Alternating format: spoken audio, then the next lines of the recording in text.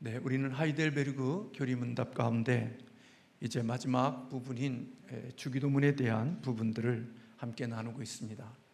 주님께서 우리에게 가르쳐 주신 기도 가운데 속에 세 번째까지는 우리가 하나님을 위하여 기도하는 기도의 내용들이었고, 이제 지난주에 말씀을 나누었던 네 번째 간구인 우리를 위한 기도 가운데 일용할 양식을 달라고 하나님께 기도하라고 가르쳐 주었습니다. 오늘은 다섯 번째 간구인 이 용서에 대한 그런 말씀들을 우리가 함께 나누고자 합니다. 우리 하이델베르그 교리문답 126문을 우리 한번 같이 읽겠습니다. 주기도문에서 다섯째 간구, 우리가 우리에게 죄 지은 자를 사하여 준 것 같이 우리 죄를 사하여 주시옵고는 무엇을 뜻합니까? 네, 이거에 대한 답을 우리 한번 같이 읽겠습니다. 그리스도의 피로 말미암아 하나님이 우리의 모든 허물과 우리에게 여전히 언제나 붙어있는 악을 불쌍한 죄인들인 우리에게 돌리지 마시기를 간구하는 것입니다. 그리고 하나님의 은혜의 증거를 우리 안에서 발견하는 것과 마찬가지로 우리도 우리의 이웃을 진심으로 용서하기를 구하는 것입니다. 우리가 우리에게 죄 지은 자를 사하여 준 것 같이 우리의 죄를 사하여 주옵시고라는 이 주님께서 가르쳐 주신 이 용서에 대한 이 기도에 대한 의미가 오늘 이런 두 가지 부분 속에서 우리에게 있음을 가르쳐 주고 있습니다. 우리는 살아가면서 매일매일마다 필요한 게 용서입니다.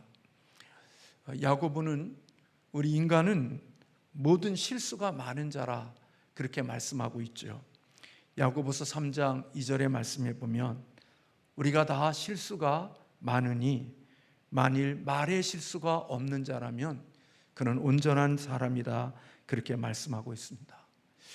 예수님께서는 우리가 이 땅을 살아가는 데 있어서 필요한 매일매일의 일용할 양식을 위하여 기도하라고 간구하셨던 것처럼 오늘 우리는 매일매일마다 일용할 양식을 위하여 기도하는 것뿐만 아니라 매일매일 용서받기를 위하여 하나님 앞에 기도하는 자들이 되라고 말씀하고 있습니다. 왜냐하면 우리는 매일매일 먹어야 사는 것처럼 우리는 매일매일의 삶 가운데 죄를 짓고 또 그 죄를 용서받아야 하는 존재들이기 때문에 그렇습니다. 사실 우리는 하나님 앞에서 늘 죄를 짓고 살지요. 그런데 나의 모든 죄를 예수 그리스도께서 십자가에서 피 흘려서 우리의 죄를 용서해 주셨습니다. 그러므로 우리는 죄인인데 죄인이 아닙니다. 참 모순이죠. 죄인인데 죄인이 아니라 우리를 의인이라고 부릅니다. 이것은 참 예수 안에 있는 자에게만 누릴 수 있는 하나님의 이적이고 하나님의 선물이라고 볼 수가 있습니다. 그래서 저나 여러분은 여전히 죄를 짓고 살고 여전히 우리의 몸에는 죄의 모습들이 있지만 그럼에도 불구하고 우리가 살다가 교통사고를 당하든지 아니면 뜻하지 않는 사고로 인하여 우리의 목숨에 끊어진다 할지라도 우리는 지옥에 가지 않고 천국에 갈 수 있는 자들이 된 것입니다. 죄인인데 어떻게 천국에 갈 수 있겠습니까? 그런데 죄인인데 우리는 천국에 갈 수가 있습니다. 왜냐하면 내가 예수 그리스도 안에서 죄 용서함을 받았고 주님께서 우리의 죄를 씻겨 주었기 때문에 나는 의로운 사람이 되어졌고 내가 죽어도 결국은 천국에 갈 수 있는 자들이 바로 우리들입니다. 절대로 예수 그리스도 안에 있고 예수님을 믿어 죄 용서함을 받은 우리들은 지옥에 갈 수가 없고 우리에게 얻은 이 구원을 빼앗길 수가 없습니다. 내가 죄를 짓는다고 할지라도 그리스도 안에 있는 자는 결코 그 죄 때문에 구원이 취소되어지거나 그 구원이 사라지는 것은 결코 아니라는 사실을 성경은 우리에게 가르쳐주고 있습니다. 그래서 바울은 로마서 8장 1절에서 그러므로 이제 그리스도 예수 안에 있는 자에게는 결코 정죄함이 없다 그렇게 말씀하고 있습니다. 그리스도 안에 있는 자, 그들은 결코 어느 누구도 그의 죄에 대해서 정죄할 수 없다고 말씀하고 있습니다. 그것은 바로 우리가 죄를 짓는 과거와 현재와 미래의 모든 죄가 2000년 전에 예수 그리스도께서 십자가에 못 박혀 죽으실 때 나의 과거와 현재와 미래의 모든 죄를 주님께서 십자가에서 처리하셨기에 예수 그리스도 안에 들어가 있는 자들은 그가 어떤 죄를 짓는다 할지라도 결코 정죄함을 받지 않는다고 말씀하고 있습니다. 그러면 우리가 하나님 앞에 정죄함을 받지 않는다고 하면 왜 우리는 죄 용서를 위해서 하나님께 기도하라고 말씀하고 있는 걸까요? 그것은 우리가 주님 앞에서 죄 용서함을 받기를 위하여 기도하는 것은 우리의 구원을 회복시켜 달라고 하나님께 기도하는 것이 아니라 구원의 기쁨을 회복시켜 주시기 위해서 기도하는 것입니다. 다시 말하면 구원을 잃어버렸기에, 구원을 빼앗겨 버렸기에 그 구원을 다시 회복시켜 달라고 죄 용서를 위하여 기도하는 것이 아니라 우리가 하나님 앞에 죄 용서를 위하여 기도하는 것은 구원받은 자의 기쁨을 잃어버리지 않기 위해서, 구원받은 기쁨을 다시 회복시키기 위하여 하나님 앞에 죄 용서를 위하여 기도하라는 것입니다. 저나 여러분이나 죄를 짓는다고 해서 그리스도 안에 있는 자들은 결코 구원을 빼앗기지는 않지만 우리가 죄를 짓고 살면 우리는 하나님이 주시는 구원의 기쁨을 잃어버리게 되어집니다. 여러분들이 악을 행하고 죄를 행하고 살아가면 여러분들은 구원받은 사람이라 할지라도 그 구원의 감격과 구원의 기쁨을 내 삶 속에서 누리고 살지 못하는 것입니다. 교회를 다녀도 신앙생활을 해도 내가 구원받은 것처럼 보이는데 그 구원에 주시는 그 구원 속에 담겨져 있는 하나님의 기쁨과 그 구원 속에 담겨져 있는 하나님의 축복을 잃어버리고 살아가는 자가 되기 때문에 하나님은 우리가 죄 용서함을 위하여서 기도하는 자들이 되라고 말씀하고 있습니다. 그런데 우리는 매일매일마다 누군가를 미워하고 정죄하고 거짓말하고 이러한 삶을 우리는 순간순간 우리의 육체 덩어리를 가지고 살아가는 동안에는 우리는 이곳에서 자유할 수가 없는 자들입니다. 늘 살아가면서도 우리의 몸은 죄의 도구로 쓰여질 때들이 너무나도 많이 있는 것을 보게 되어지지요. 교회를 다니면서도 교회의 몸을 해치고 교회의 지체라고 하면서도 교회의 몸을 상하게 하는 일을 아무런 거리낌 없이 하면서 살고 있는 모습들을 우리는 볼 때가 있지요. 여러분, 정상적인 사람이라면 자기 몸을 자해하는 사람은 없습니다. 자기가 귀신이 들렸거나 마귀가 들렸을 때나 자기 몸을 자해하지, 정상적인 사람이라면 자기의 몸을 자해하고 자기의 몸을 해롭게 하며 살아가는 사람은 없습니다. 오늘 오전에도 그런 말씀 드렸습니다마는 그리스도와 연결이 되어지고 그리스도의 지체가 되어진 사람은 결코 자기가 속해 있는 그 지체되어진 교회의 몸을 해치거나 그 몸을 상하게 하며 내가 그 교회의 지체로 있다고 생각하고 사는 사람은 지극히 정상적인 사람이 아닙니다. 내가 병들어 있거나 내가 건강치 못한 모습이기에 내가 속해 있는 몸을 자해하고 몸을 해치면서 그렇게 살아가고 있지, 정상적인 사람이라면 그런 삶은 살아갈 수가 없는 겁니다. 그래서 여러분, 우리는 내가 예수 그리스도를 믿음으로 이 땅에 살면서 여러 가지 하나님 앞에 죄를 짓고 살아갈 때마다 우리는 구원은 잃어버리지는 않지만 구원이, 하나님의 구원해 주신 그 기쁨을 맛보고 누리지 못하는 거죠. 그래서 오전에도 그런 말씀 드렸습니다마는 교회가 줄 수 있는, 하나님이 교회의 지체들에게 허락하시는 하나님의 그 풍성한 은혜와 복을 사실은 누리고 살지 못하며 그 복의 풍성함을 맛보지 못하고 살아가는 비참한 삶이 되어지는 이유는 바로 하나님의 주시는 그러한 곳에 연결되어 살아가고 있지 않기 때문에 그러한 삶의 모습들이 있게 되어지는 것입니다. 그래서 여러분, 우리가 죄를 지을 때 하나님이 우리에게 주시는 징계는 구원의 상실이 아닙니다. 구원을 잃어버리는 게 아닙니다.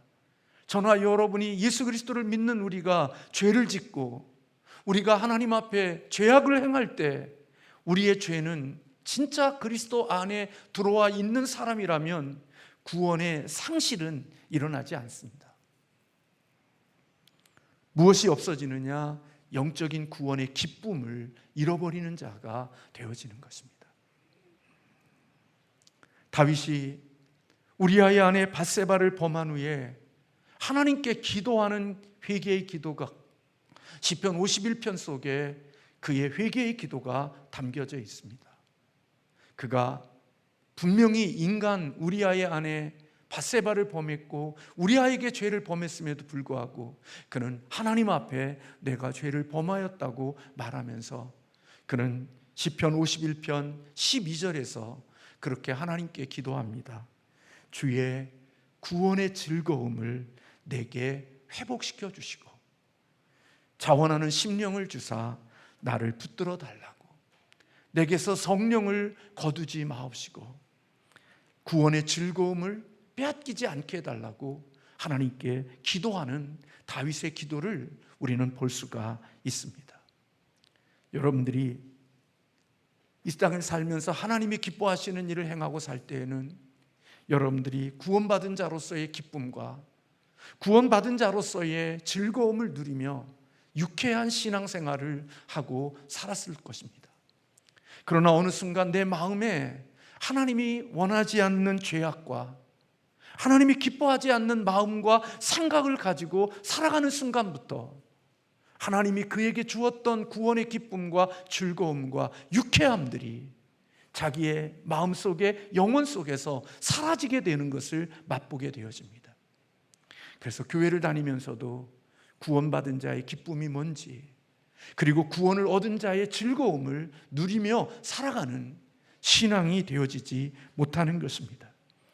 그렇기 때문에 주님께서는 우리가 매일매일마다 죄를 지을 때마다 하나님 앞에 우리의 죄의 용서함을 위하여 기도하라는 겁니다. 구원을 상실하지 않기 위하가 아니라 천국의 기쁨을 잃어버리지 않기 위해서 죄의 용서함을 위하여 하나님께 기도하는 자들이 되라고 말씀하고 있습니다.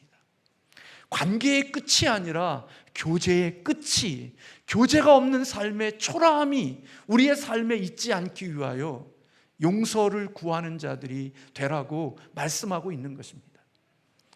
제가 확신반을 제자훈련을 하면서 우리를 예수 그리스도를 믿는 자들에게는 두 가지의 끈이 있다고 말씀드렸습니다. 하나는 하나님과 우리의 관계 속에 관계의 끈이 있고, 또 하나는 우리에게는 관계의 끈이 이루어진 사람들에게는 교제의 끈이 있다고 말씀을 드렸습니다. 예수 그리스도를 믿는 사람, 그리스도 안에 들어와 있는 사람은 결코 관계의 끈, 아버지와 자녀의 관계의 끈은 오전에도 말씀드렸지만 결코 끊어지지 않습니다. 우리가 어떤 탕자와 같은 죄를 짓고 산다 할지라도 관계의 끈은 끊어지지 않습니다.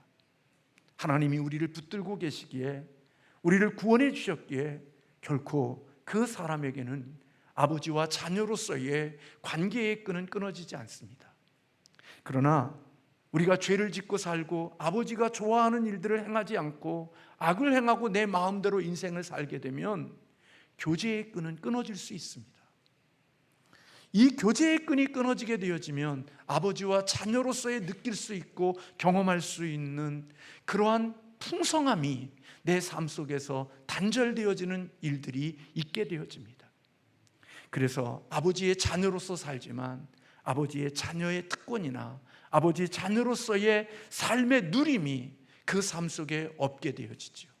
마치 탕자가 아버지의 품을 떠나 아버지와 교제 없는 삶을 살아가는 삶 속에의 척박함이 그에게 있는 것처럼 교제의 끈이 끊어진 그들에게는 바로 하나님이 주시는 부요하고 풍성하고 구원받은 자의 영적인 즐거움들과 천국의 기쁨들이 그 마음과 그의 삶의 공간 속에서 사라지는 자들이 되어지는 것입니다. 그러므로 하나님께서는 그 구원의 기쁨과 구원의 즐거움, 천국의 풍성함을 누리기 위하여 우리가 매일매일마다 육신의 몸에 필요한 일용할 양식을 위하여 기도하는 것처럼 우리가 하나님 앞에 죄를 지을 때마다 그 죄의 용서함을 위하여 기도함으로 용서받아 하나님의 주시는 구원의 기쁨과 즐거움을 누리는 자들이 될 것을 하나님께서 우리에게 기도로 가르쳐 주신 것입니다. 그래서 제가 말씀드리는 것처럼 우리는 하나님 앞에 죄 용서함을 위하여 기도할 때마다 한 달에 일주일에 한 번씩 몰아서 하는 세탁기의 용서가 아니라 우리는 매일매일 손빨래의 용서가 필요하고, 그러한 것들이 필요함은 우리의 마음이 굳어지지 않고 우리의 마음이 강팍해지지 않고 하나님의 주시는 구원의 기쁨이 우리의 매일마 속에서 회복되기를 위하여 우리는 하나님 앞에 용서가 필요하다고 말씀을 드리는 것입니다. 그리고 우리 주님께서 가르친 이 기도에는 우리의 죄를 사하여 주옵시고라는 것으로 끝나는 것이 아니라 오늘 우리에게 있는 대로 우리가 우리에게 죄 지은 자를 사하여 준 것 같이 우리 죄를 사하여 주옵시고 그렇게 기도하라고 가르쳐 주었습니다. 이 말씀은 우리는 이렇게 번역할 수도 있습니다. 하나님, 우리의 죄를 용서해 주시옵소서. 그와 동시에 우리도 우리에게 빚진 자들을, 우리에게 죄를 범한 자들을 용서하겠나이다, 그러한 말씀입니다. 하나님, 우리의 죄를 용서해 주세요. 그와 동시에 우리도 우리에게 잘못한 자들을, 우리에게 죄를 범한 자들을 용서하겠습니다. 그런 기도가 주님이 우리에게 가르쳐 주신 기도인 것입니다. 죄 용서함을 받은 우리에게 하나님이 요구하시는 것이 무엇입니까? 하나님이 그리스도의 보혈로 우리를 용서해 주셨으므로 그 죄사함에 받은 은혜를 우리가 증거하기 위해서 이웃을, 또 내게 잘못하는 죄들을 용서하는 것이라고 말씀하고 있습니다. 우리가 용서함을 받은 것과 같이 누군가가 우리에게 잘못했을 때 우리가 그도 용서해야 한다는 것이 주님이 우리에게 가르쳐 주신 기도인 것입니다.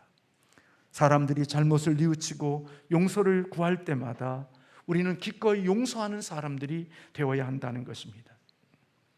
그러므로 주님께서 가르친 이 기도는 우리가 하나님께 죄 용서를 구하는 청원을 하는 것과 동시에 우리가 다른 사람을 용서하기로 하나님께 굳게 서약하는 것이라고 볼 수 있는 것입니다.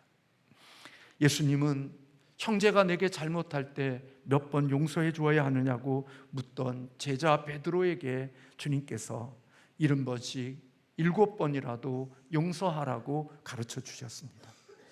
490번 용서하라는 얘기가 아니라 이 말씀에 담긴 진정한 원리는 무한정 용서하는 사람이 되라는 의미입니다. 왜 그렇습니까? 우리의 죄가, 과거와 현재와 미래의 모든 죄가 예수 그리스도 안에서 용서되어졌기에 너희도 너희에게 죄를 짓는 자마다 너도 그렇게 하나님이 너희를 매일매일마다 용서하는 것처럼 너희도 그렇게 용서하며 살아야 한다고 주님께서 우리에게 말씀해 주고 있는 것입니다. 한번 생각해 보십시오. 어떤 한 사람이 여러분을 험담하고 다니고 여러분들을 비웃고 조롱하고 다닌다고 생각해 보십시오. 만약에 그 사람이 한 사람에게만 그러겠습니까? 그가 만나는 사람들에게 여러분을 험담하고 여러분의 그런 모습들을 이야기한다고 생각해 보십시오. 그러면 여러분은 똑같은 이야기를 여러 사람들에게 듣게 되어질 것입니다. 그러면 그것은 한 번, 두 번, 세 번의 용서가 아니라 어떤 의미에서 보면 수십 번을 용서해야 할지도 모릅니다. 그게 얼마나 힘들고 어려운 일이겠습니까? 세 번의 용서가 아니고 7번의 용서가 아니라 수십 번의 같은 것을 용서해야 한다고 하면 여러분, 그것이 가능한 일이겠습니까? 그런데 하나님께서는 우리에게 그렇게 하라고, 기도하라고 말씀하고 있는 것입니다. 왜냐하면 하나님이 우리를 죄를 짓고 또 짓고 또 짓는 일들을, 반복하는 죄를, 똑같은 죄를 짓고 반복하는 그 죄를 하나님이 또 용서하시고 또 용서하시고 또 용서하시는 것처럼, 너희도 너희를 향하여 그와 같은 죄를 짓는 자들을 하나님이 용서하신 것처럼 너희도 그렇게 용서하는 자들이 되라고, 기도하라고 말씀하고 있는 것입니다. 그러므로 여러분, 누군가가 말씀하고 있는 것처럼 우리가 하는 용서는 하나님이 하시는 용서의 메아리라고 말하고 있는 것입니다. 내가 할 수 있는 용서가 아니라 하나님이 우리에게 용서해 주신 그 용서의 메아리가 우리들이 해야 될 일임을 말씀해 주고 있는 거죠. C.S. 루이스는 그렇게 말했습니다. 그리스도인이라는 것은 용서할 수 없는 것을 용서한다는 뜻이다. 왜냐하면 하나님이 당신에게서 용서할 수 없는 것을 용서하셨기 때문이다. 그렇게 말씀하고 있습니다. 우리는 인생을 살면서 하나님 앞에 늘 내 죄는 용서받을 죄라고 생각하고 살지만, 하나님이 우리를 용서해 주신 것은 용서받을 수 없는 죄를 하나님이 용서해 주신 것이기에 너희 또한 역시 용서할 수 없는 것들을 용서하며 사는 것이, 그것이 바로 그리스도인이라고 C.S. 루이스는 통찰했던 것입니다. 그러므로 여러분, 우리가 누군가를 용서하는 것은 그건 우리의 능력이 아니라 하나님의 용서받았음을 우리는 표현하고 살아가는 것이 용서하는 삶임을 성경은 우리에게 말씀해 주고 있는 것입니다. 그러므로 여러분, 용서는 우리의 힘으로 할 수 있는 게 아닙니다. 우리의 능력으로 할 수 있는 게 아닙니다. 그래서 주님께서는 우리에게 너희는 이것을 위하여 하나님께 기도하라고 말씀해 주고 계시는 것입니다. 너희의 힘으로 되지 않기에 하나님께 기도함으로 하나님의 은혜를 입은 자답게 그렇게 살아가라고 말씀하고 있습니다. 그런데 왜 예수님께서는 우리의 죄를, 내가 짓는 죄인데 왜 주님은 자기의 죄가 아니라 우리의 죄라고 말씀하고 있는 걸까요? 우리가 우리에게 죄를 지은 자같이 우리의 죄를 용서해 달라고 왜 그렇게 기도하라고 말씀하셨을까요? 우리가 우리에게 죄 지은 자를 사하여 준 것 같이 우리 죄를 사하여 주옵시고 기도하고 있는 거죠. 이것은요, 인간의 이기적인 마음 때문입니다.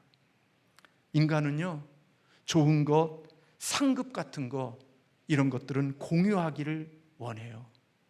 좋은 것들은 늘 가까이 하려고 해요. 그러나 책임을 지는 것에서는요, 늘 우리는 본성적으로 멀어지려고 해요. 상 받는 것, 좋은 것, 그리고 내게 있어서 귀한 것들을 받는 그곳에는 우리는 본성적으로 가까이 가려고 해요. 그런데요, 책임을 지는 것, 책임을 공유하는 것, 그런 것은요, 가까이 하려고 하지 않아요. 책임지는 일은요, 멀리 떨어지려고 하는 본성이 죄인들의 모습 속에 있단 말이죠. 그래서 여러분, 그런 말 있잖아요. 잘 되면 내 탓이고 못 되면 조상 탓이라고. 우리는 이런 모습을 가지고 살아가는 죄인들이라고요. 그래서요, 교회가, 지체가 죄를 지었을 때요, 그 책임을요 늘 당사자에게만 돌리고 자기에게는 아무런 관계가 없는 것처럼 여기는 성향이 우리에게 있어요. 예수님은 이러한 태도를 경계하신 거예요. 교회는 예수님의 피로 사신 공동체기에 지체의 죄가 나와 관계없다고 생각하는 게 아니라 우리의 자신의 죄인임을 기억하라고, 하나님께서는 내 죄가 아니라, 자기의 죄가 아니라 우리의 죄를 위하여 기도하라고 우리 주님께서 가르쳐 주신 거예요. 공동체의 아픔을 함께 지고 가는 회개가 있어야 한다는 사실을 주님은 우리에게 가르쳐 주신 거죠. 그런데요, 우리는요, 죄 짓는데 함께 동참하고, 죄 짓는데 함께 동참하며 그 자리에 있었으면서도 불구하고 문제가 생기면 자기는 뒤로 싹 빠지고 나는 그곳에 아무 관계없는 사람처럼 그런 모습으로 태연하게 뒤에서 나와 아무 관계없는 모습처럼 그런 모습으로 서 있을 때들이 우리의 모습 속에 있거든요. 그 죄 짓는 일이 함께 참여했고 그 자리에 함께 있었고 그곳에서 함께 공유했음에도 불구하고 문제가 생기게 되어지면 나는 그 자리에 아무런 원인도 그런 자리에 동참한 것이 없는 것처럼 뒤에 쑥 빠져서 어떤 누군가 한 사람이 그 모든 죄를 짊어지게 하고 그에게 십자가를 짊어지게 하고 그에게 비참하고 고통스러운 삶의 모습들을 당하게 하고 자기는 아무런 문제 없는 것처럼 뒤에 빠져서 같은 방식으로 인생을 풀어가는 사람들이 있을 수 있거든요. 그게 저와 여러분의 모습일 수 있는 거예요. 함께 모의하고 함께 동참했고 함께 그곳에서 일했음에도 불구하고 무슨 일이 생기면 나는 그곳에 아무것도 관계가 없는 것처럼 원인을 제공했고 동기를 제공했음에도 불구하고 나는 그것과 아무같이 관계가 없는 사람처럼 뒤로 슬쩍 빠져서 나는 그것과 아무 관계없는 것처럼 위장하고 살아갈 수 있는 모습이 바로 저와 여러분의 모습일 수 있는 거거든요. 그래서 하나님께서, 주님께서 우리에게 기도할 때 자기의 죄가 아닌 우리의 죄의 공동체의 짐을 지고 기도하는 자들이 되라고 우리에게 말씀해 주고 있는 거거든요. 하나님 앞에서 모든 사람은 죄인입니다. 우리는 원래 영원한 죽음이라는 형벌을 받아야 됐는데 하나님의 은혜로 죄 용서함을 받아 구원을 얻었고 이제 우리는 죽어도 영원한 나라에 살게 되어질 것입니다. 그러므로 주님은 너희들이 그렇게 용서함을 받아 영원한 나라에 들어가는 사람이니까 이미 시작되어진 하나님 나라를 살아가는 너희들이 완성되어질 그 하나님 나라의 영광을 보고 그 나라를 위하여 네가 받은 용서처럼 너희도 그렇게 용서하며 사는 자들이 되라고 우리 주님께서 일용할 양식을 필요하는 것처럼 기도하는 것처럼 그렇게 용서받고 용서할 수 있기를 위하여 매일매일마다 기도하는 자들이 되라고 우리 주님께서 말씀해 주신 것입니다. 우리는 나를 향하신 하나님의 용서를 늘 기억하며 살아가는 자들이 되어야 한다는 거죠. 이 세상을 살아가면서 용서가 필요 없는 사람은 한 사람도 없습니다. 자기는 깨끗하고 정결한 것 같지만 돌이켜보면 그 속은 바리새인과 서기관과 같아서 휘칠한 무덤과 같이 교활하고 간사한 것들이 속에서 시체 썩는 냄새가 나면서도 겉으로는 회를 칠해놓고 아무 죄도 없고 깨끗한 것처럼 위장하고 살지만 우리 주님은 이 땅에 사는 우리 모두는 하나님의 용서와 이웃의 용서를 필요로 하는 존재들이라고 가르쳐주고 계시는 것입니다. 그러므로 우리 주님께서 이것을 우리에게 가르쳐 주신 것은 용서는 죄인인 우리들이 할 수 있는 일이 아니라는 것입니다. 손양원 목사님이 자기 아들을 죽인 그 아들을 용서하고 자기의 양자로 받아들이는 것은 그것은 사람이 할 수 있는 일이 결코 아닌 것입니다. 그의 누이와 그리고 목숨을 잃었던 그 형제들 그리고 사모님, 손양원 목사님은 그 일을 했을런지 몰라도 그 가족들은 그것으로 인하여서 얼마나 많은 아픔과 고통과 그리고 쓰라린 고통을 느끼면서 살아갔던 그런 삶의 이야기들을 듣습니다. 애양원에 가면, 여수 애양원에 가면 손양원 목사님의 그 유족들이 남아있지만 거기에 남겨져 있는 가족들은 손양원 목사님의 그 사랑의 원자탄의 용서함 때문에 그 가족들이 겪었던 아픔과 상처와 그리고 수많은 쓰라린 고통의 이야기들이 전해지고 있습니다.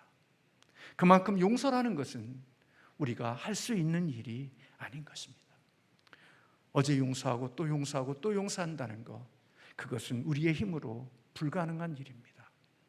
그런데 우리가 잊지 않아야 되는 것은 그렇게 죄 짓는 나를 하나님이 용서해 주셨다는 것입니다. 그래서 내가 오늘 살아있다는 거예요. 잘나서 살아있는 게 아니라, 의로워서 살아있는 게 아니라 하나님이 어제도 용서하시고 오늘도 용서하시고 또 용서하시는 그 하나님의 용서 때문에 내가 오늘 또 하나님 앞에 서 있다는 것입니다. 이것으로 인하여 너희들도 그렇게 용서받고 살아가는 모습을 기억하고 너희도 메아리로서 그러한 용서를 하며 살아가는 삶이 될 것을 우리에게 가르쳐주고 있는 것입니다. 주님은 그래서 우리에게 너희들이 필요한 일용할 양식만을 위하여 기도할 것이 아니라 구원의 기쁨과 구원의 즐거움과 천국의 그 아름다움을 맛보며 살기 위해서 하나님 앞에 지은 죄를 용서함 받고 또 누군가가 너에게 용서를 구할 때 그를 용서하며 살아가는 그것이 하나님의 구원의 즐거움과 구원의 기쁨과 구원받은 자로서의 삶을 풍성하게 누릴 수 있는 비결이 되는 것임을 우리에게 가르쳐주고 있습니다. 여러분들이 용서하지 않고 살아도 여러분들은 하나님께 용서받았고 또 구원을 얻게 되어질 것입니다. 그러나 내가 눈에 흙이 들어가기까지 나는 절대로 용서하지 않는다고 하면 하나님이 용서받은 자에게 주시는 구원의 기쁨과 구원의 즐거움을 내 인생 가운데 나는 맛보거나 누리는 것은 포기하고 살아가는 삶이 되어야 되는 것입니다. 그런데 하나님은 우리가 그렇게 비참한 삶을, 지옥과 같은 삶을 하나님은 살기를 원치 않은 것이죠. 우리의 행복을 위해서, 우리의 기쁨을 위해서, 구원의 즐거움을 회복하기 위해서 오늘 우리가 우리에게 죄 지은 자를 사하여 준 것 같이 우리의 죄를 사해 달라고 우리의 이것을 하실 수 있는 하나님께 기도하는 자가 되라고 우리에게 가르쳐 주신 것입니다. 일용할 양식을 위한 기도가 우리에게 매일매일마다 필요한 것처럼 오늘 용서를 위한 이 기도가 저와 여러분에게 매일마다 있어서 구원의 즐거움, 구원의 부요함, 천국의 기쁨들을 놓치지 않는 저와 여러분이 되시기를 주님의 이름으로 축원합니다. 기도하겠습니다.